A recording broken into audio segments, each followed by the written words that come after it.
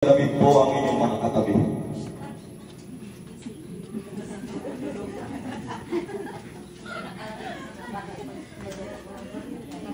Ayan, may iba-iba tayong reaksyon pag tayo'y kinakalabit. Mayroong mga nagugulat, mayroong mga napapasigaw, mayroong mga nagigising.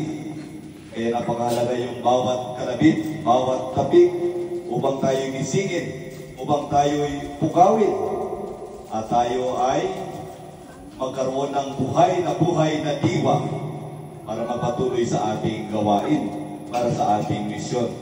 Sa ating unang pagbasa ngayon, itong si Propeta Elias ay hinanghina, nanghihina dahil siya ay may mga bata sa kanyang buhay at napakalayo na ng kanyang nilakad, at siya ay napatulog na lang sa isang lugar. At siya ay nanalangin na gusto niya nang mamatay. Pero, anong ginawa sa kanya ng anghel? Siya ay kinalabit ng anghel. At pagkakalabit sa kanya ng anghel, nakita ni Elias mayroong tinapay at tubig. Tanda na ang Diyos ay hindi nagpapabaya. Na ang Diyos ay laging nariyan. Ginagabayan tayo ng ating Panginoon. Kaya mga kapatid, ganun din sa ating buhay, kung para bang tayo nanghihina na, kailangan natin ang kalabit ng ating Panginoon. Kailangan natin na tayo tabigin ng ating Panginoon upang ipapaalala niya sa atin na lagi siyang gumagabay sa atin.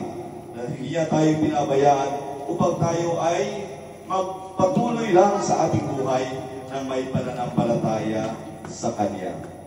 Sa ating Ebanghelyo ngayon, parang isang malaking kalabit ang sinabi ni Jesus sa mga Hudyo. Sinabi ni Jesus, "Ako ang pagkain bumaba mula sa langit."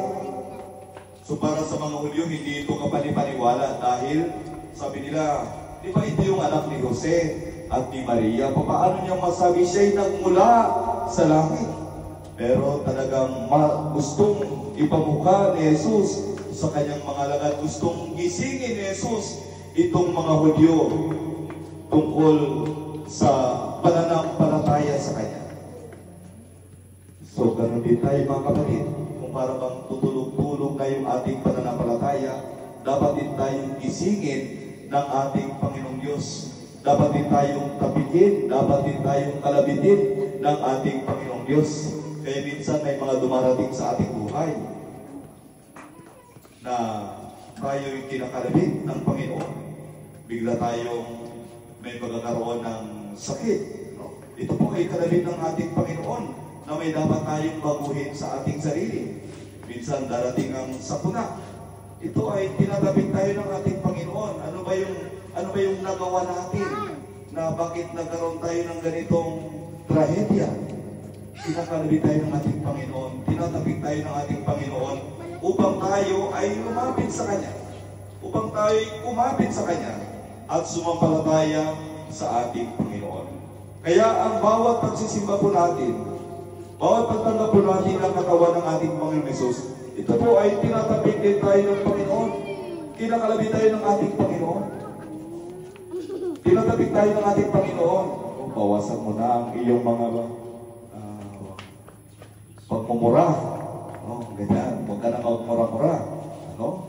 So, kinakalabit tayo ng ating Panginoon. Minsan malakas. Tigilan mo ng iyong mga bisyo.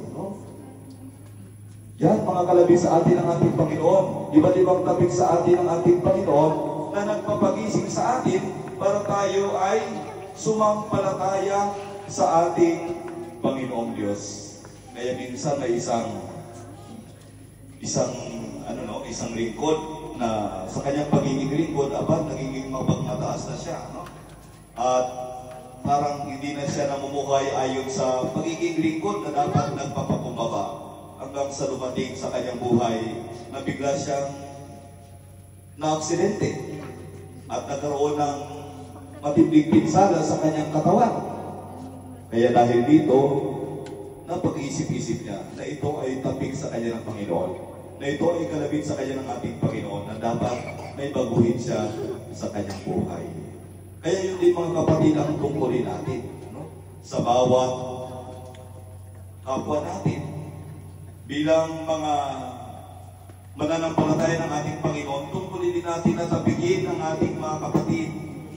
Tabigin ang ating mga kapatid na para bang hindi na nagsisimba. Tabigin natin ang ating mga kapatid na para bang nanghihina na sa gawain upang mapugaw ang kanilang pananampalataya at manumbalik sa ating Panginoon.